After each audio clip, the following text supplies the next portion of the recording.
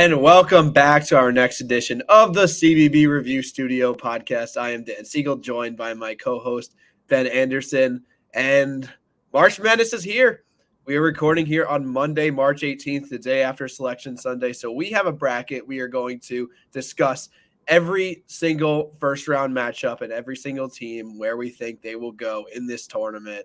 And we'll go region by region in doing that. Thank you, everyone, for tuning in here. Be sure to follow us on the socials. As you can see on the bottom of the screen, comment your takes. We might share them on the podcast. We might discuss them. So be sure to do that.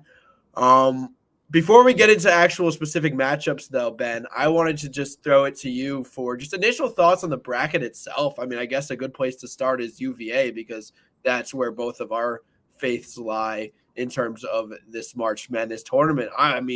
I was watching the selection show, not really expecting them to get in, and then seeing them on that screen was kind of shocking, but obviously in a very good way for us.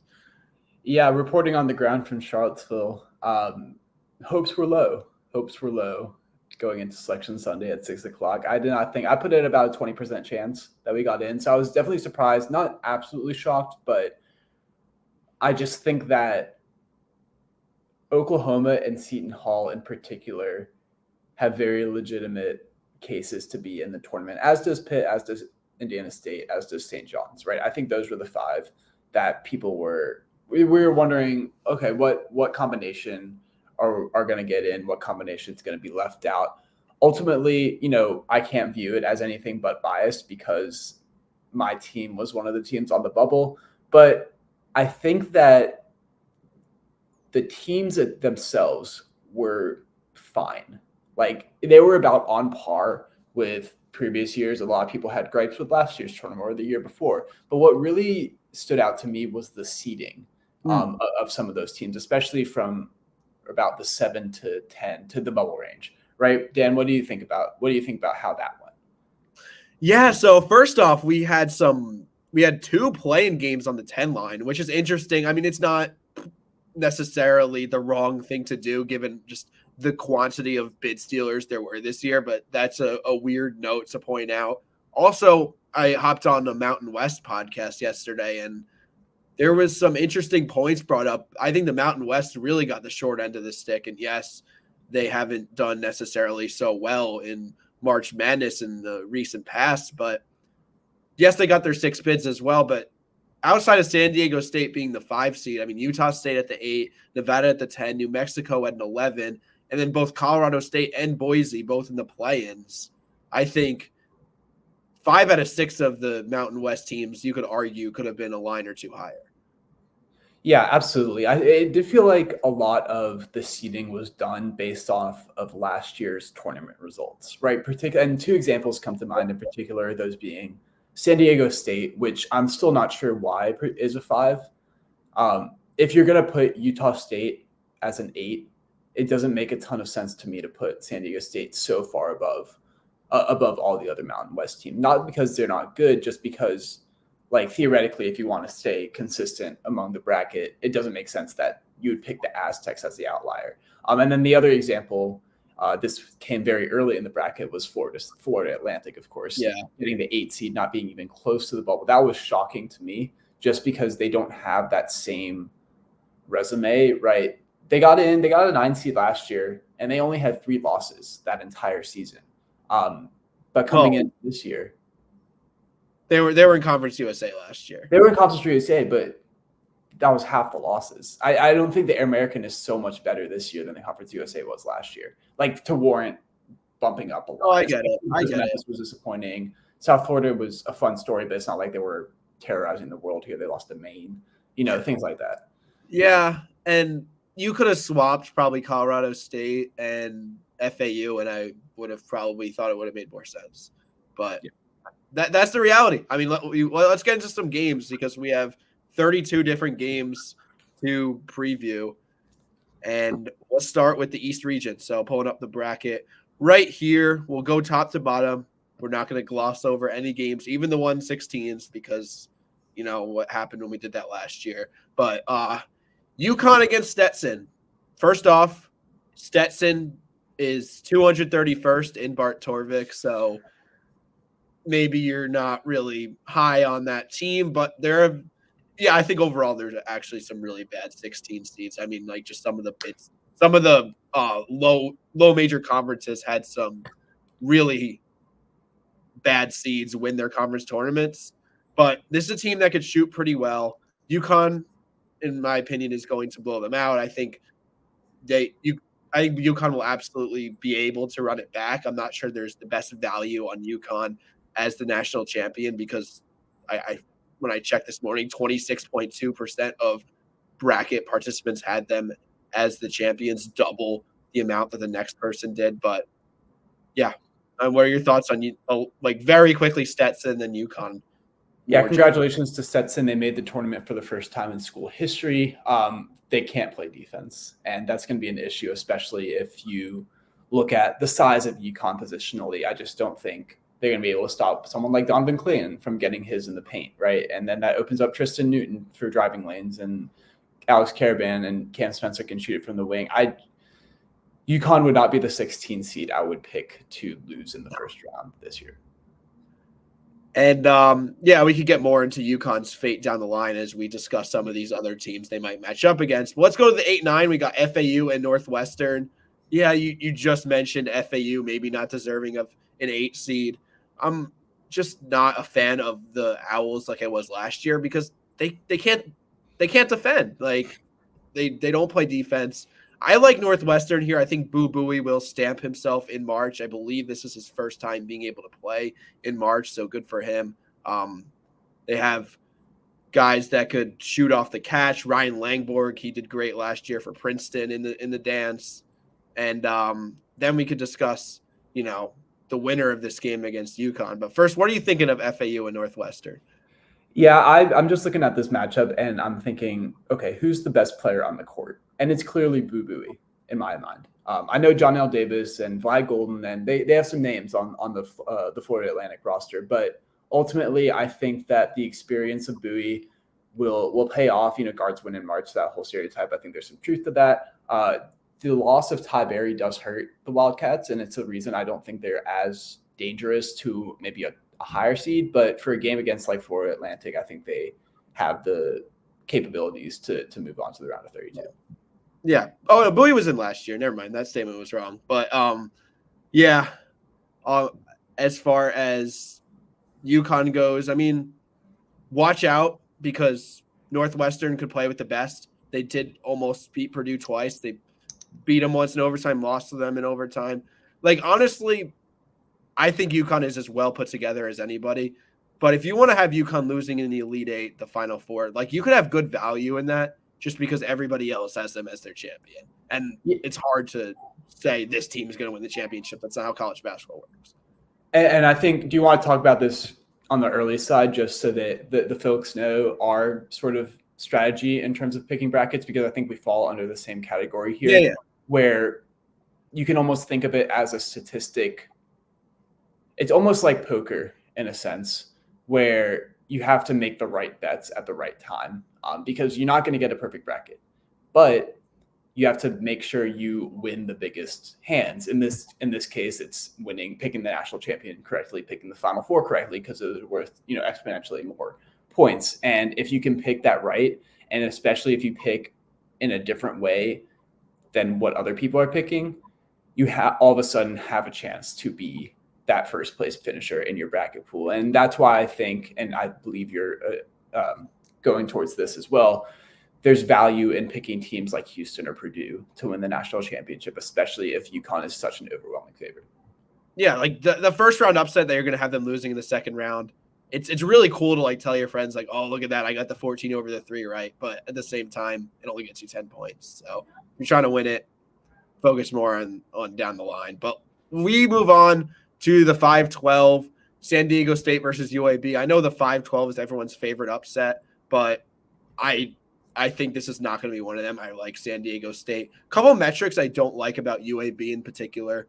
They're 336th in spacing per shot quality, and they're 352nd in defense on shots attacking the rim. Now, it's not like San Diego State is the greatest spacing team or has the best rim protectors either, but I don't think UAB has that defense to stop Jaden Ledee. I don't think UAB has that's like a really explosive offense. I think San Diego State wins this by 8 to 10 points.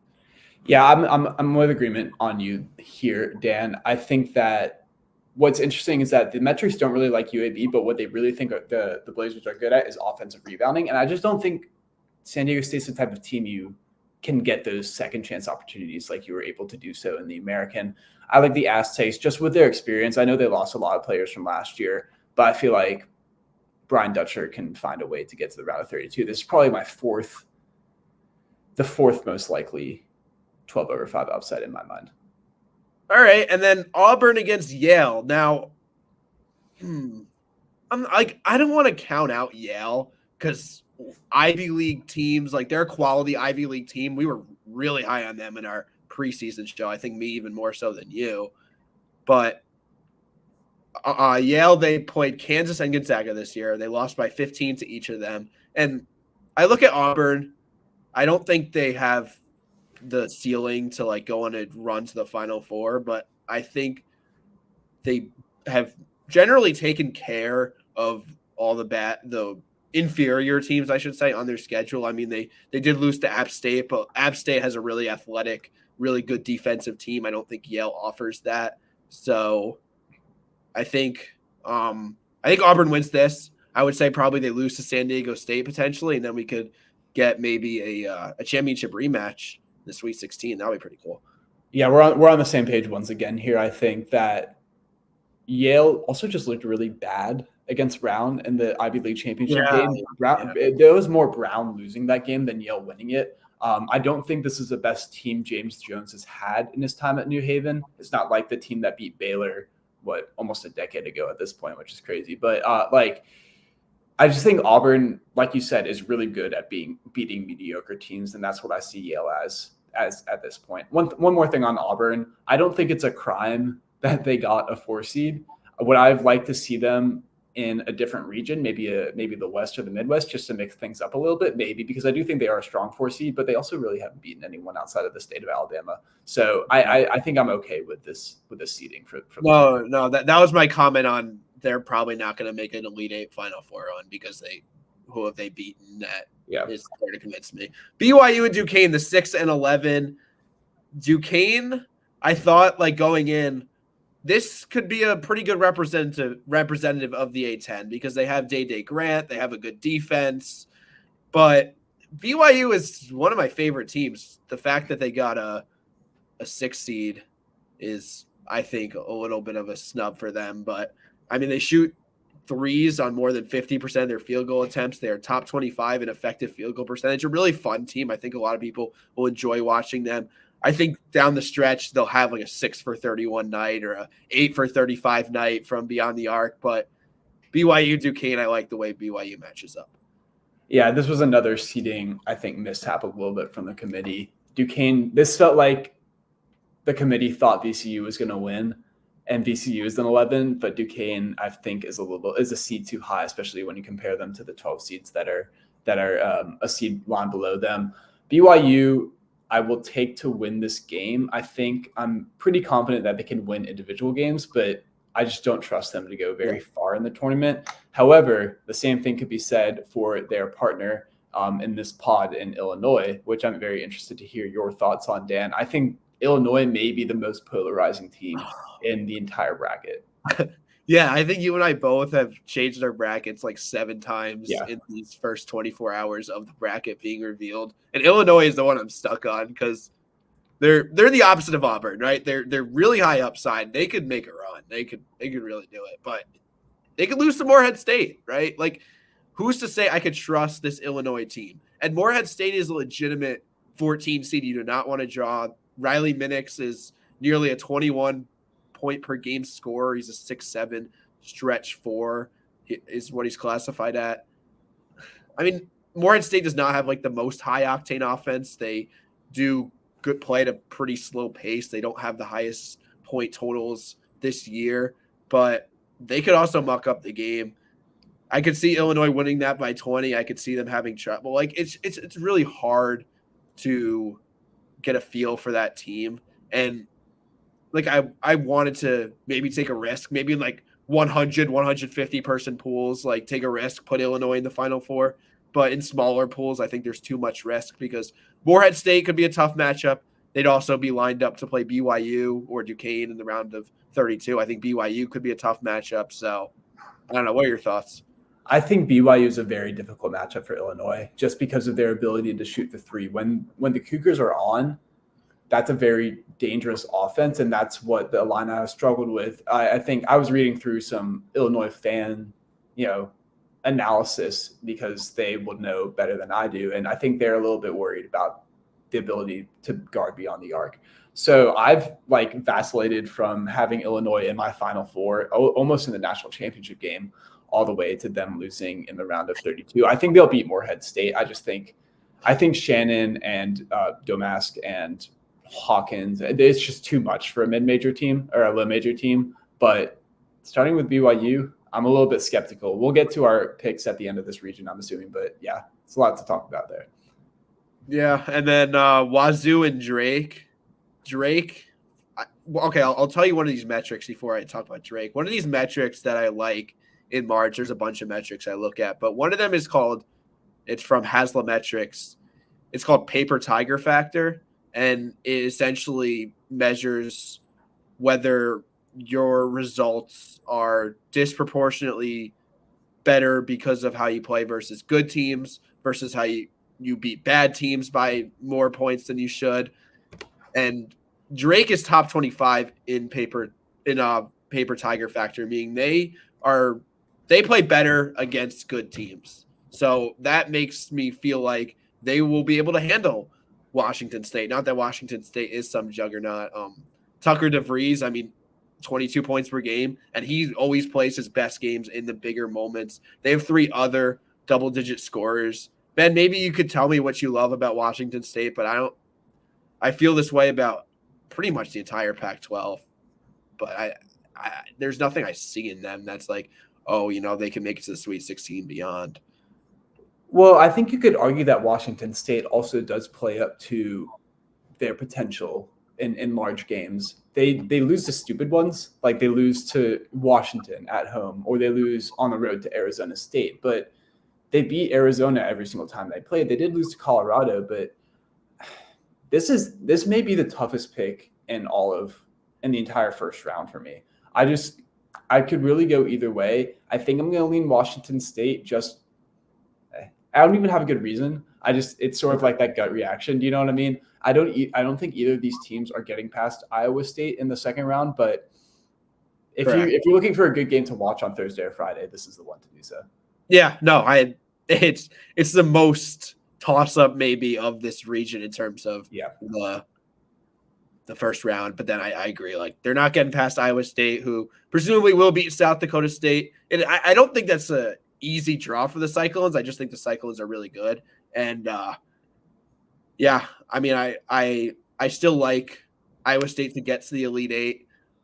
They've proven it on the court. So just like the way they've played in Big 12 play, especially recently, Big 12 tournament, like they've proven they're a really good team that could beat good teams. I don't think their offense is good enough for me to have them in my Final Four, but I think they're pretty much a cakewalk. Cakewalk is not really a thing in March, but a pretty good path to the Sweet 16.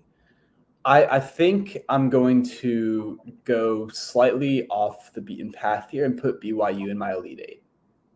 I think that the Cougars are either going to lose to Duquesne or end up there because they played Iowa State very close in their final matchup. It was a 68-63 win at Hilton.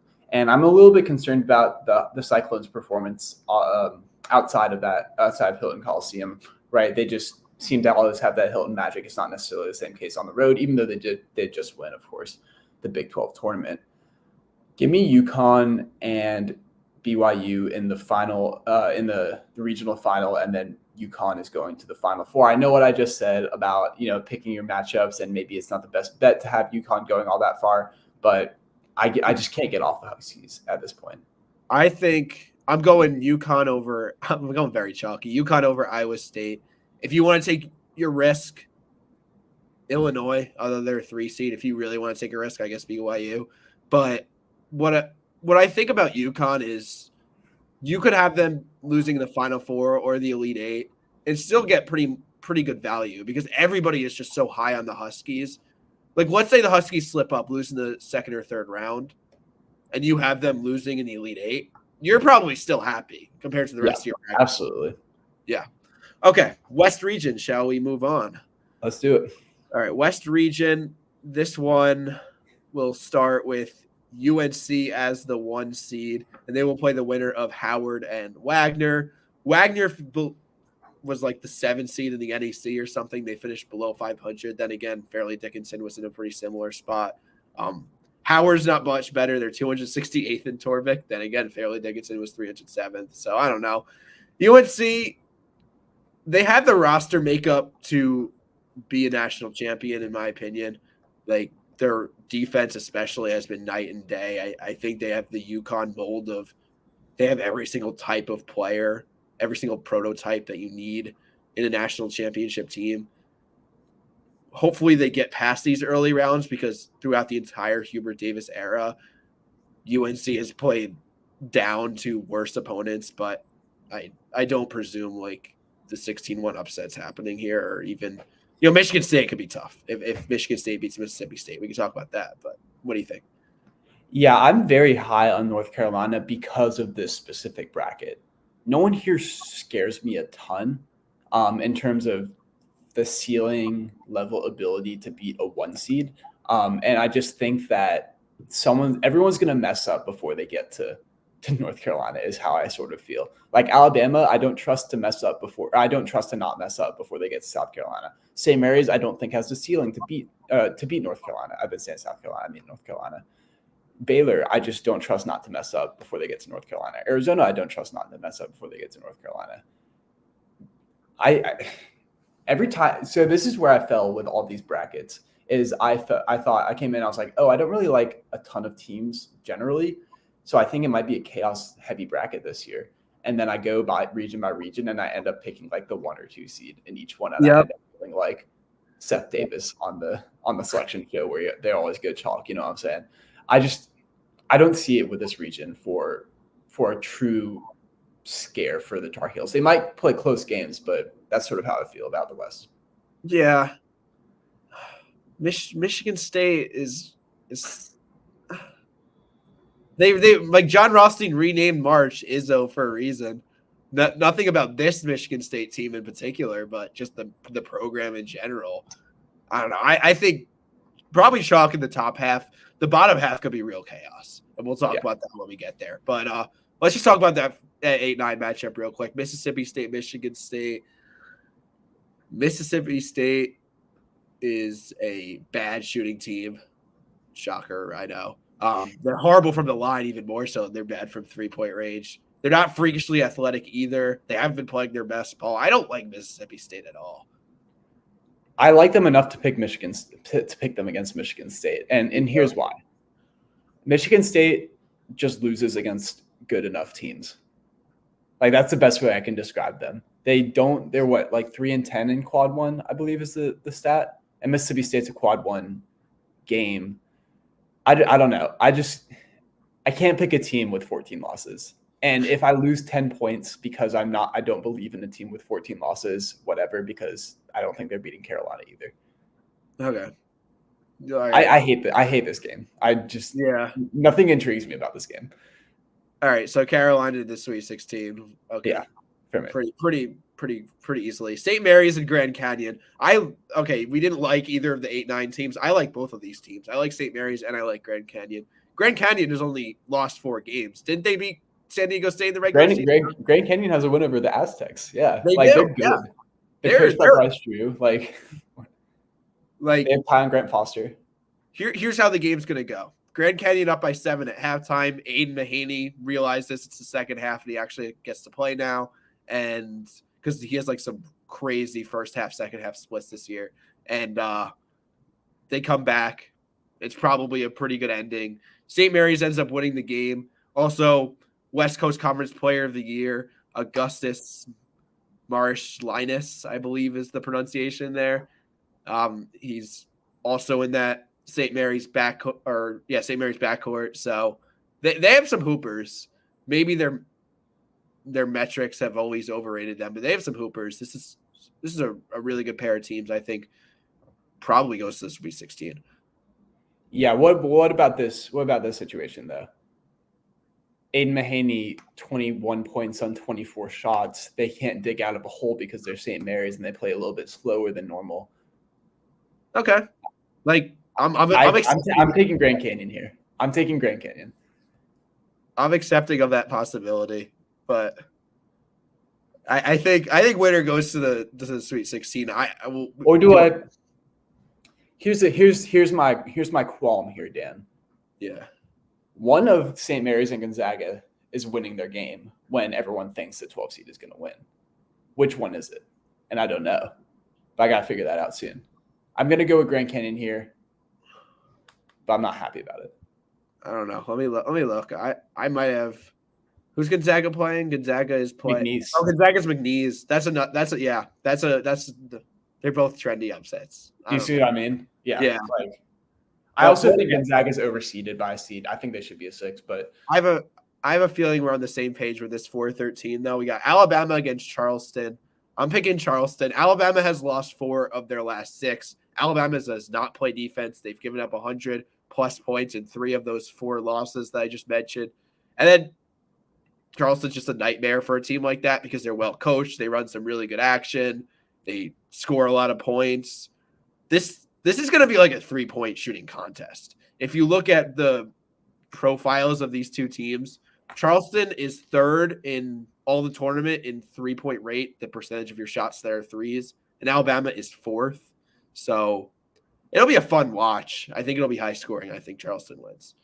I disagree with you. I'm taking Alabama here. I'm confident in Alabama to win one game. I feel like this is the team that I'm 80% confident will lose in the round of 32 and the round of 32 exactly. Like they got one because Charleston is not good defensively either. Like they're just not. If I'm picking a shootout, I trust the Crimson Tide a little bit more. And I think everyone knows it's going to be a shootout. But in this situation, like if Alabama plays the way they did against Kentucky, where they lost by 25? Do you remember that insane game? Right, it was 117, 95 or something like that. Yeah. Yeah, if Alabama had played that exact same game, but they played it against Charleston, I think they win that game. I think we have an over. Do you see what I'm saying here? Like, I don't think Charleston scores like Kentucky. Here's the deal: if you gave, like you said, you gave me plus 100 odds, pick the winner of this game. I'm picking Alabama. Like they're more likely to win, but there's so much value in Charleston. I think it's almost a toss up.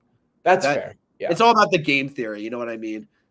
But again, this is a situation where I'm not picking the winner of this game to go to the Sweet 16 either way. So I'd rather go the safer choice. We agreed on that. We got number 6 Clemson against number 11 New Mexico.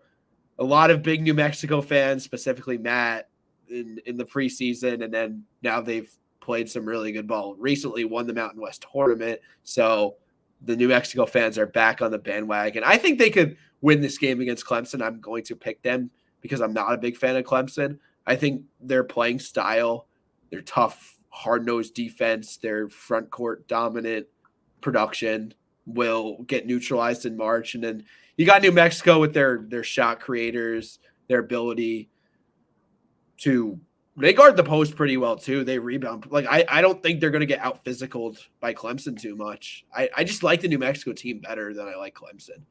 Yeah, New Mexico I believe is a favorite at this point in the betting market, which it's never a good sign if you're the 6th seed. I also just don't love Clemson's guards defensively all that much, especially comparing them with Jalen House and Donovan Dent. I think they're just going to kind of go to town on someone like Joe Girard offensively. Yeah. And I just think they're going to outscore the Tigers, right? I have New Mexico in the round of 32. All right. Baylor and Colgate. So in theory, like Baylor is a really well set up team to make a run, but you look at their defense, their numbers are not good. I think that neutralizes a lot of what excites me about their offense. I think this one could be close. I mean, it's a Baylor game. When would it not be close? Colgate has a pretty good profile, right? They're 75th in 3-point percentage. They're 10th in 3-point percentage defense. They don't have this superstar at that Patriot League level. Like nobody on their team scores even 13 points per game. So I think for that reason, I like Baylor to pull out this specific game, but I don't think I could trust them to make a run. But then again, their region is pretty favorable. Like this bottom half right here, it's so hard to figure out because I can't trust Arizona either. Every single Baylor game is close. We'll talk about the Dayton Nevada matchup. Like, could one of those teams make a run? I don't know. So I guess I'll take Baylor. I'm very unenthused about this entire region, kind of. In terms of the top seeds, I think we're going to get a lot of good games, but I just don't love the high level upside of really anyone in this area. I will take Baylor as well. I just don't think this isn't Colgate's best team over the past 3 or 4 years, which is a kind of a shame considering this is one of the better draws they could have gotten in March Madness. But yeah, I'll take the Bears, I guess. No. Colgate's there every year, like a 14 seed, Patriot League dynasty. Very impressive what they do. Oh, for sure. And then we got Dayton and Nevada, 7-10. I don't know what to make of this matchup. I think both of these teams have some intrigue.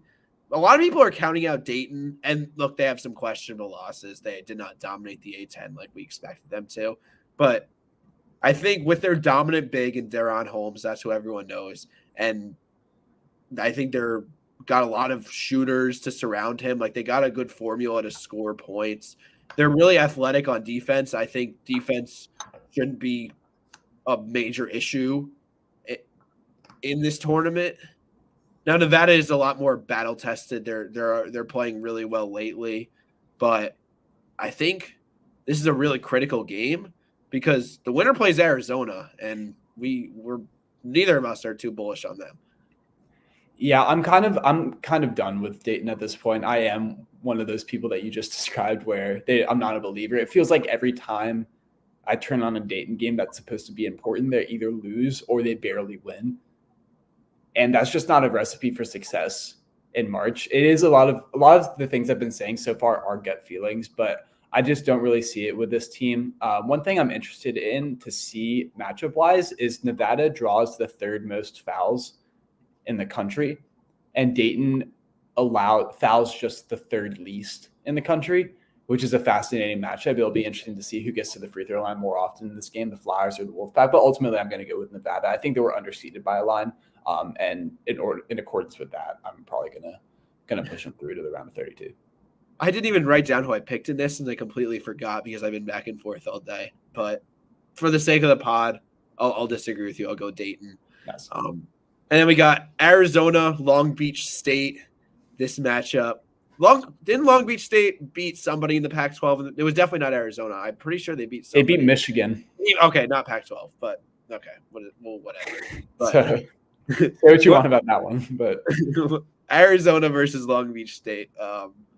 I think Arizona gets past this one, but I wouldn't bank on them getting past the Sweet 16, which is kind of a shame because theoretically they have they have Caleb Love, who's incredible, and they have a really good front court, but they haven't gotten it done. I know they're a 2 seed, but they just haven't. The eye test just hasn't impressed me. I don't know. What do you think?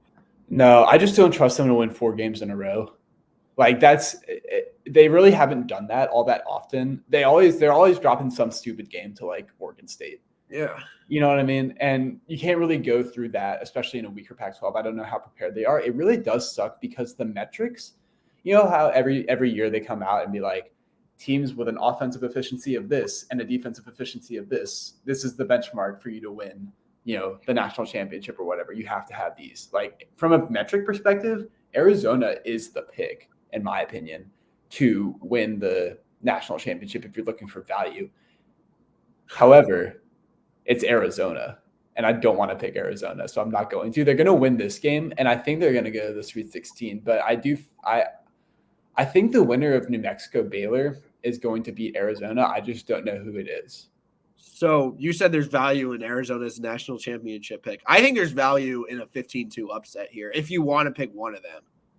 I'm in one of these pools where you get like a multiplier based on like you don't get necessarily 10 points per matchup. You get 10 times how big the upset was.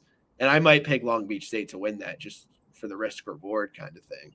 But my 15/2 pick is yet to come, but we'll get there. Okay. Well, I'm excited to see when we get there's two possibilities, obviously, but I'm excited to see when we get there. What's your Elite Eight and Final Four pick out of this region? It's the Lobos' time to shine. I have the Lobos in the Elite Eight. New Mexico is getting there. I know it's going to be a trendy-ish pick, but if you're looking for high upside, that's the way to go. And the reason I say that is going back to the game theory idea. It's going to be pretty even, I think, between Arizona, Baylor, and maybe even Clemson for people that don't really know ball to make it to the Elite Eight. Do you know what I mean? There's not one clear-cut team. And if you can pick the right one out of those, you have more value there and less risk, if that makes sense. Because only 30% of the teams, 30% of brackets are going to get that Elite Eight right anyway. You might as well be part of the 5% that does, if you believe enough. Do you have UNC winning it all? Or winning the region, I mean. Yes, UNC is going to the Final Four in my bracket. I think. Yeah, UNC is a more popular, not surprisingly, more popular pick to win it all than Purdue is. But it's pretty close between them, Houston, and Purdue. Did you get my logic there, though? I did. Yeah. No, I have UNC over New Mexico as well. So we're on the same page as we often are. Grand Canyon's going to the Sweet 16. By the way, that's my pick. Yeah, all right. I got St. Mary's. I picked St. Mary. Yeah, St. Mary's Sweet 16. So, yeah, I think with the next region we're about to do, this South region, this is where chaos could ensue. Now, I think Houston's a team that always seems to take care of business. They never seem to get it all done, but they always seem to make it to the second weekend at least. And Houston's playing Longwood. I'll ask you about Longwood. That's a local team for you. But more importantly, I want to know how far you think Houston is destined to go, because as usual they're dominant on the defensive end, best defense in the country, and now you got LJ Cryer, who's a big addition for your hopes to have some better offense, but they've also had some severe offensive droughts. Look at the most recent game they played; they scored not even 50 points, I believe. So what do you think? Give me your 15-second breakdown of Longwood and then more importantly, Houston. So Longwood is the best 16 seed of the bunch, in my opinion. That's saying something because Longwood's not a very good team. They were the 5 seed. They finished 6-10 in the Big South. So you never really are enthused by that. They're a great rebounding team, but not much other than that. They're very average both offensively and defensively. This is the type of team that Houston will crush without even trying, in my opinion. Now, Houston,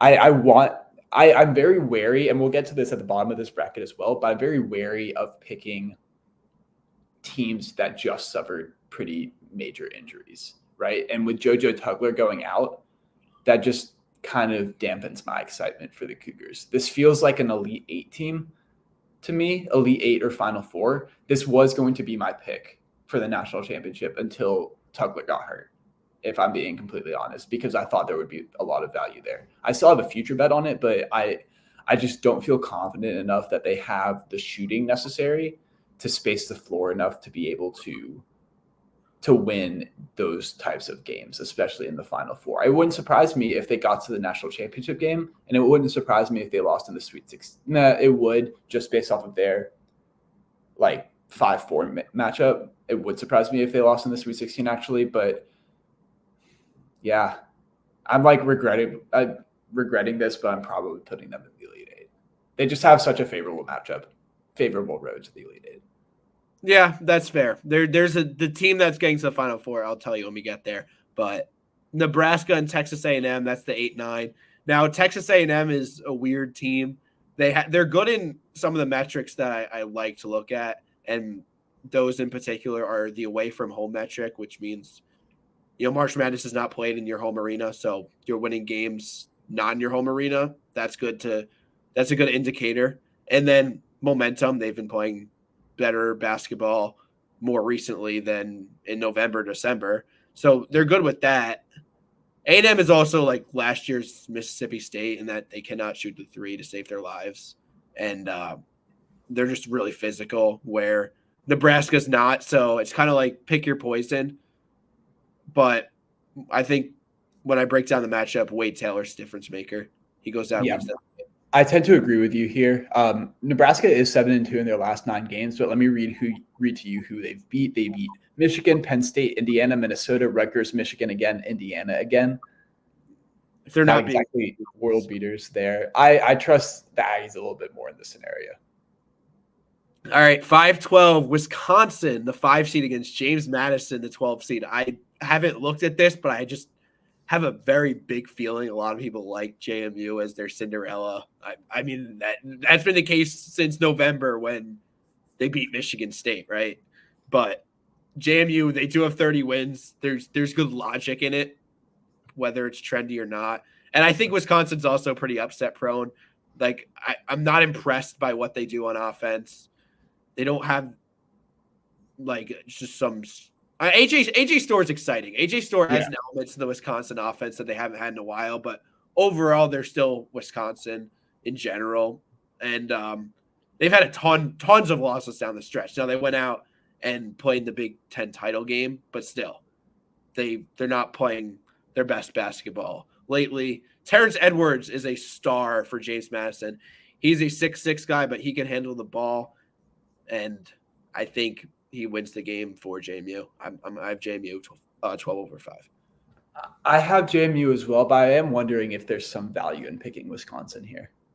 Like if we get to a state where, and I don't know, I can't remember the percentage off the top of my head for the people's bracket on ESPN for Wisconsin versus JMU, but if we're getting to the point where it's like only 60% of people are picking Wisconsin, I might have to consider them because of the next matchup in particular.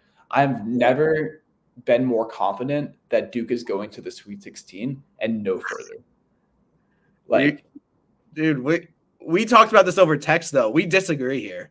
I think Vermont wins this game. I have Vermont winning this game. Look, I saw Vermont for the millionth time in a row wins the America East, and they win the tournament. And I'm like, this is not the Vermont team that's going to go out and pull an upset. I don't think past Vermont teams have really done that either. But for Duke in particular, and what Duke does poorly, that is what Vermont will exploit, right? Duke is extremely just soft on defense, loose balls. They're like Duke always has a really high free throw rate. They have a sub 100 ranked free throw rate in the country this year. And you look at Vermont, they have 5 guys that could score. They are tough as nails. They're really well coached. Like, this is not a Vermont team with stars, which is why I didn't like Vermont to be an upset pick. But then I just look at who they're playing and just Duke. And even if you want to be a little more analytical, like Duke on offense, they like to create those matchup advantages, but Vermont's defense, they can switch. They're very switchable. They have, I think, 3 or 4 rotational guys that are 6'6" to 6'8" or 6'6" to 6'9" Not a big. Maybe Filipowski has his, but they could guard him out on the perimeter. I really like Wisconsin. Or I'm sorry, I really like Vermont in this game. So my reasoning for Duke is I just think their offense is too good I think they're able to withstand ball pressure from the Catamounts and that type. I know Vermont has won it's like 16 out of their past 17 or something like that. But this is not a very good America East conference, from my understanding, just based on looking at the metrics and stuff like that. UMass Lowell even is not as good as they were last year. But when Duke is shooting 37% as a team from 3, nearly 38%. I don't think Vermont can keep up with the Blue Devils, and that's why I heard they're soft. The Blue Devils are soft. They're not going to fight for loose balls, stuff like that. Well, okay, they're still going to hit threes in your mouth, and that's like Jared McCain could go off for like 23 in this game. You know what I'm saying? Yeah, But like we've seen Duke play in like 62, 57 games this year. If that's Yeah, the but game, they don't lose to team like sub 75 teams. They lost to Arkansas and Georgia Tech in back-to-back games. And then the teams they have lost to since are Pitt, who had a monster night from Blake Hinson. They lost to Wake Forest at Wake Forest, difficult place to play. They lost to North Carolina, and they lost to NC State, who's on a heater. Like those are their 4 losses. I get it. March is different. I don't know. Yeah. I think we just disagree here. Yeah, I mean, we don't have to argue about it for 10 minutes. I get it. But 6 versus 11, Texas Tech and NC State. I'm picking Texas Tech. NC State, congratulations. Kevin Keats' job literally got saved. They won 5 games in 5 days. I was literally hearing from sources that Kevin Keats was going to I don't have the sources, but people were saying Kevin Keats was going to get fired if they didn't make the run that they did. Now they're in the tournament as an automatic bid, and they're playing Texas Tech. And I don't know if they could guard DJ Burns. I mean, not a lot of people have recently, but I think the Red Raiders bring more to the table. They shoot the ball well. They're much better on defense. I'm picking Texas Tech. Yeah, this feels to me like a less extreme version of that 1 year Georgetown won the national champion won the Big East championship and then flamed out against Colorado. I just think Texas Tech is so tough. Like I don't know. The Red Raiders, I'm more confident will impose their style of play on NC State than vice versa. And because of that, I would pick Texas Tech to move on. No, and then we have the 3-14 Kentucky and Oakland. And if Kentucky will probably win that game, that's tough. We talked about the upside of Kentucky and just how athletic they are. They have so many superstars. I mean, they have, NBA prospects coming off the bench. It's crazy, but they could lose to Texas Tech because Texas Tech is a really good 6 seed. But we'll talk about Kentucky, Oakland, because I remember making a statement a couple weeks ago about Kentucky, and I wonder who they draw in the first round because their defense is very spotty. And if there's some team that runs a lot of action and cuts and has a bunch of veteran guards that know what they're doing, they're going to potentially tear Kentucky apart and expose them. But I don't think Oakland is that team. Oakland's more of that team that's going to match Kentucky. They're going to run, and in the half court, they'll probably post you up. I'm not worried about that as much with Kentucky. They're not the team that has all this off-ball movement and cutting and stuff. So that's why I like Kentucky in this game. And again, they have a Final Four path. I could see Kentucky in the Final Four. A lot of people have had that in their bracket, but I think it's too risky with winding up with Texas Tech in the round of 32. Yeah, what's interesting to me is that I don't feel like Kentucky's getting this hype that I thought they were going to get. You know what I mean? I thought they were going to be the very trendy pick to come out of here as a Final Four team, but it doesn't necessarily feel that way. I don't know if you're getting a different sentiment, but no, I'm not hearing which almost makes me skeptical. Maybe I should do some reverse psychology on me and pick Kentucky to go to the Final Four because out of anyone in this region, Kentucky does have the highest upside pretty clearly, in my opinion. But do I trust them in the last 5 minutes of a game against Texas Tech? No, they've so many, whether they're up by 7 or down by 3, they just have not been good at closing out games. And then they get into a situation Calipari you'd think he's a good ACO coach. He's not a good after time. You need Calipari to drop a play. I'm not confident. And that's important. So, yeah. All right, I don't feel good about this region. Now, the more I think about it, the less I feel good about my picks. How about 7-10? So this is Florida, and I have a feeling a lot of us were on the Florida train, and I still am. I think they could be a buzzsaw, and this region could open up, and maybe they can make a run to the Elite Eight, Final Four, because they've underperformed, and then they finally proved themselves in the SEC tournament. They got a great backcourt in Zion Poulin and Walter Clayton Jr., and they have a pretty well-rounded team. And then I'm hesitating a little bit, and the reason why is because of a particular role player that had a freakish injury and will not be playing in this tournament. Micah Hanlockton, he did not score a lot of points. He was like what, a 5-6 point per game scorer, but Yeah. he added a lot on the boards to a team that was very guard oriented, and that's pretty worrisome. Also, looking at the 10 seed, like Colorado or Boise State, both of those teams are good on the boards, and they could beat Florida in the first round because of that. Because what's their backup big's name again? It's or like the guy that's kind of spells Condon. Yeah, Condon. I He's did good. not. He's good actually, He's a but good scorer, but he's not the yeah. same as Handlock. He does not provide that presence on the boards like Handlock did. And like Colorado and Boise State have that. I'm picking Florida in this game, but again, a little too risky. Florida would have been my Final Four pick had Handlock not gotten injured.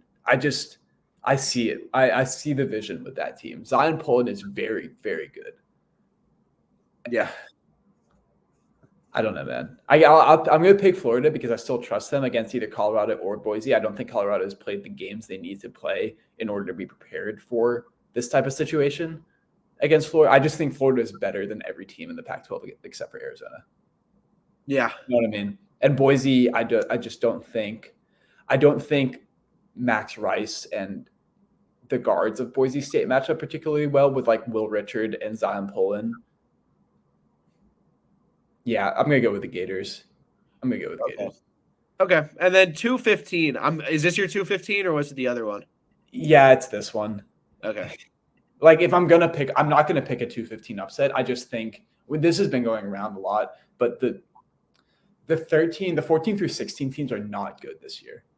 They're just not. No. I think this is going to be a chalky first round mostly.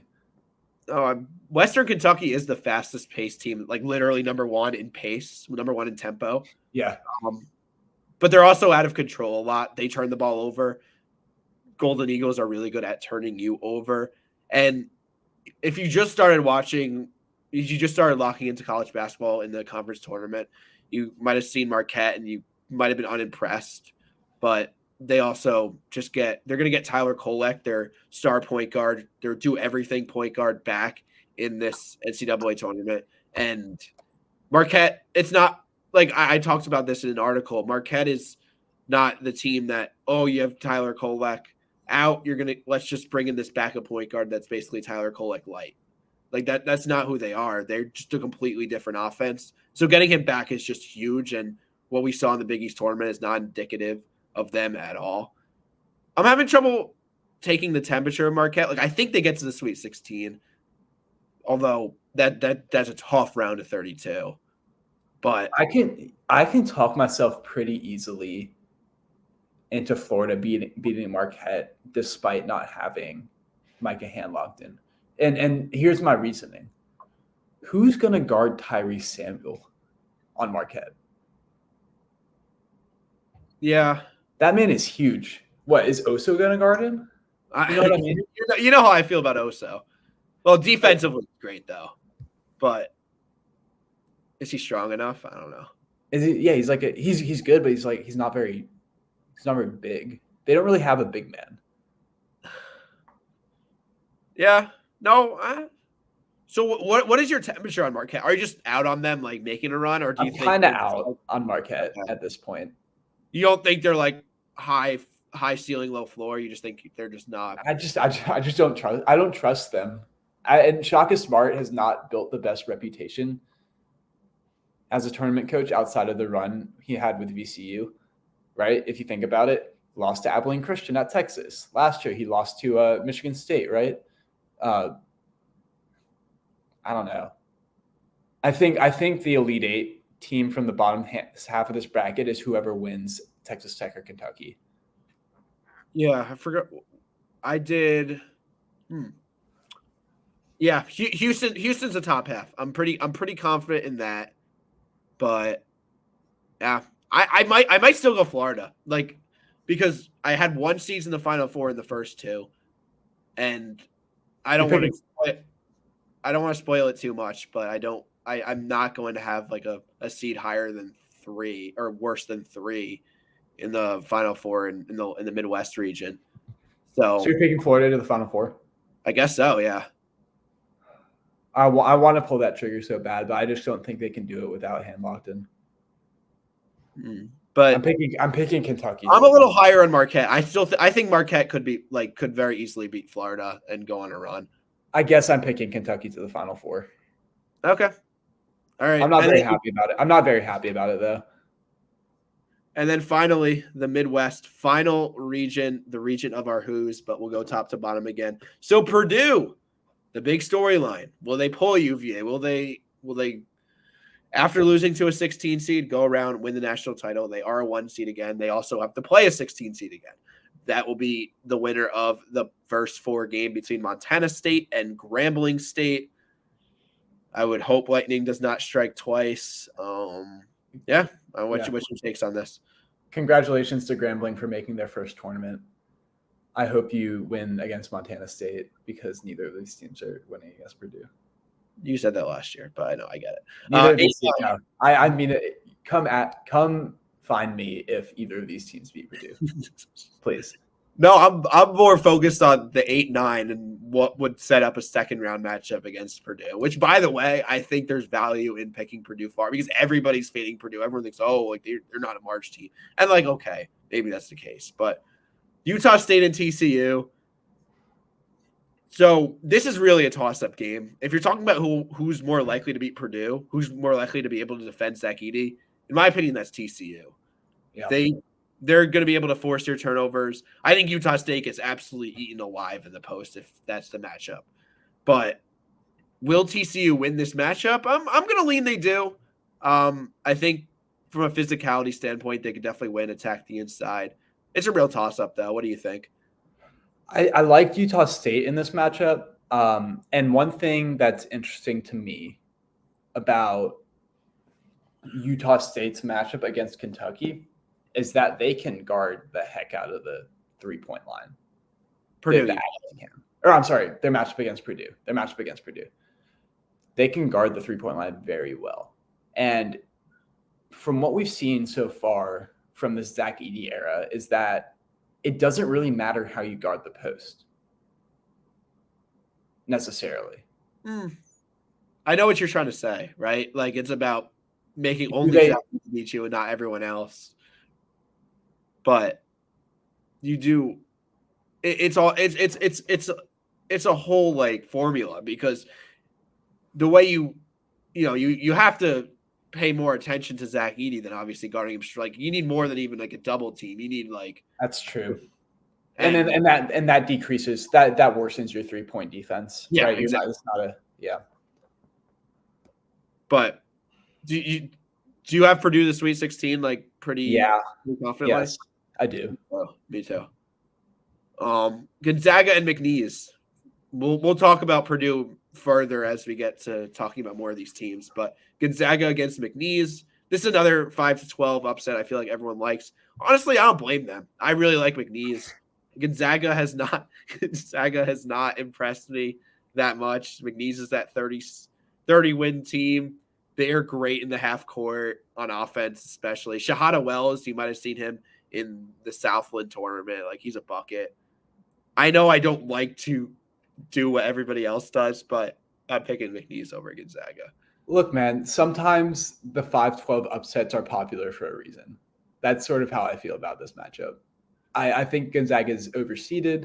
I think that the fact that McNeese has power conference experience at guard positions, right? And Shahada Wells and I'm blanking on the other person. They have another person. They have another guard that played at the power conference level. Anyway, they can put pressure on Nolan Hickman and Ryan Nembhard, who have essentially had to play entire games because they have no backcourt depth. The Bulldogs don't. I'm going to go with McNeese here. Yeah. All right. Yeah. I also like McNeese potentially to the Sweet 16. I like McNeese. Yeah. Well, you jumped the gun there, but McNeese is in my Sweet 16 because do you have Stanford over Kansas? Yeah, I do. Yeah. Tell me and then I'll tell you. So Stanford, for those of you who aren't familiar, full court presses every single play. And with a team like Kansas who really struggles with depth and frankly struggles in the backcourt outside of DeJuan Harris, who else is bringing up that ball I have questions about that. There's a world where Kansas turns the ball over like 23 times, right? And Stanford has experience playing that pace. I don't know necessarily if Kansas does. That's not the type of league the Big 12 is. If Stanford can shoot it enough, which, they have the juice of an underdog, right? They'll have the crowd behind them most likely. I think there's pretty good value in picking the Bulldogs here. Yeah. Also, like half the Kansas team is banged up, and exactly. Well, yeah, and I didn't even count that. And this is another situation where no matter who I pick here, they're losing in the second round, because even if Kansas does win, they're going to be so gassed that they don't have the legs. Yeah, exactly. Because Stanford's turning. Yeah, you said they press every possession. They're going to turn it into a track meet. They're going to exhaust you, and that's going to be their game plan to an even larger extent, knowing their short rotation. They're 12th in tempo. It's a tough matchup for Kansas. So Stanford's a pretty good value pick. Even Bill Self said he was like worried about it. Did you see that quote? What was that? Bill Self said he was worried about it. Bill Self said he didn't like the matchup. He was like, "Yeah, man, they do the things that we don't do well very well. I don't know how this is gonna go." And if that's the case, then Yeah. 6-11, we got South Carolina and Oregon. I'm not a fan of either of these teams, but maybe we're just not giving South Carolina enough credit, because I know like they didn't play a good non-conference schedule. They didn't play the toughest SEC teams twice. They also won 26 games, and they played in the SEC.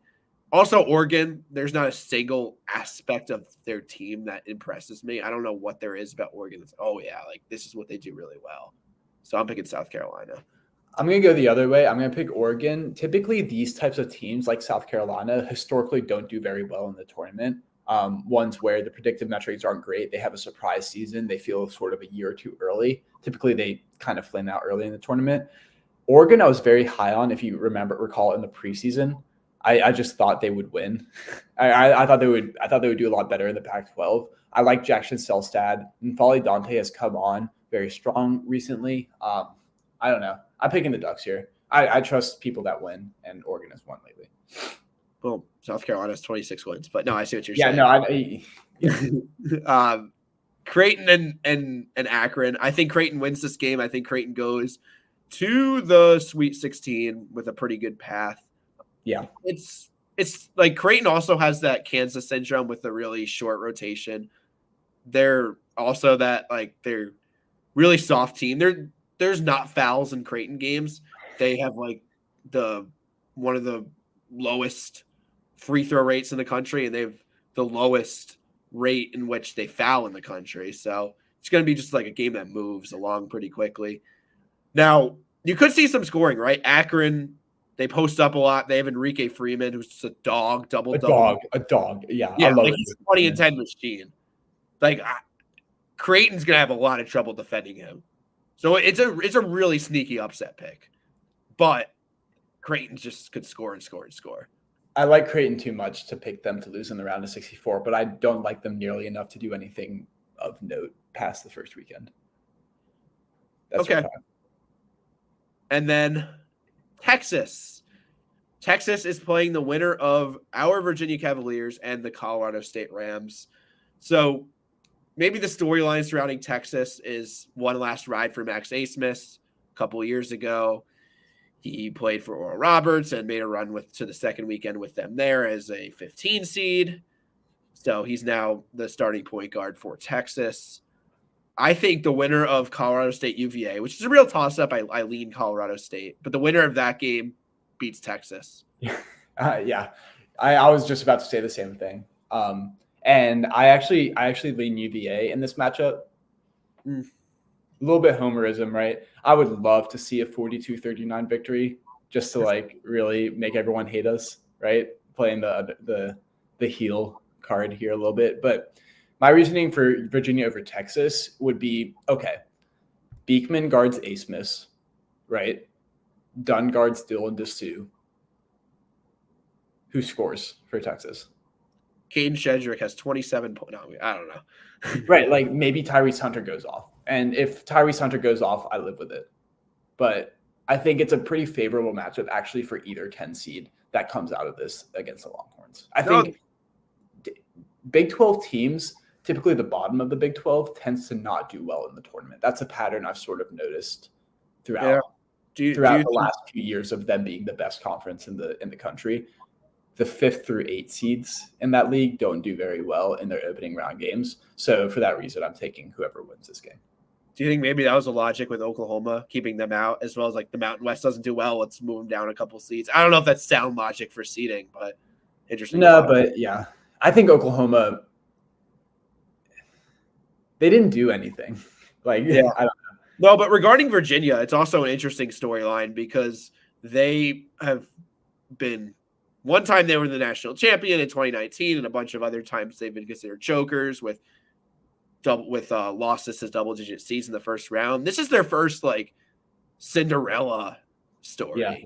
Yeah. So it's an interesting storyline. I'm interested to monitor that. But the last matchup we're going to talk about is a team that I actually think has the best value as a national champion in this bracket.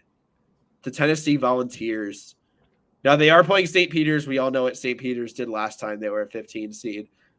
But just Tennessee, I think this team is a good value championship pick. I think they're just as capable as the other teams that other people are picking, but less people are picking them. So I'm picking Tennessee. You have your lottery pick, Dalton Connect. Just an absolute bucket. But you need another guy to go get a bucket. You have Zakai Ziegler. Everyone forgot about him because he's been swept under the rug because of Dalton Connect. This Tennessee team, while they have the usual elite Tennessee defense, I believe they're second in efficiency now. While they have that, they can also score 90 points. So, I don't know. Someone has to talk me out of Tennessee because I know they haven't done it yet and whatever, but you're only a bad coach in March until you get it done. We saw that with Tony Bennett. We've seen that to a certain extent with Mark Few, although he hasn't won it all. So I'm picking Tennessee. The counter to your argument is that Rick Barnes coaches the Tennessee Volunteers, right? And I'm sure you've seen the spread.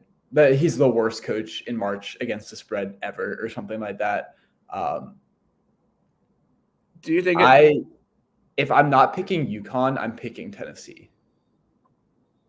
Is sort of where I'll just say it right now. UConn Tennessee is my national championship game.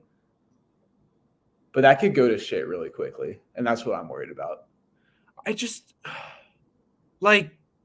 know, they are your national. Okay, so if you want to win your bracket pool, you have to get your national championship right, or you need no one to get the national championship right?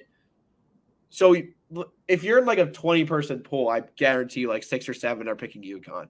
You could be one of 2 people to pick Tennessee, right? If you think it's pretty equal chances, which maybe I do, Tennessee is a lot better of a pick. No, I agree, but I don't think it's equal. I just think UConn is that much better. I think you 6-2, 6. Let's say it's 6-2, right? Do I think that UConn is 75% likelier? If I had to pick between 2 teams and it's 75-25, I do think UConn. Interesting. I just think they're that much better. All right. Well, I don't know.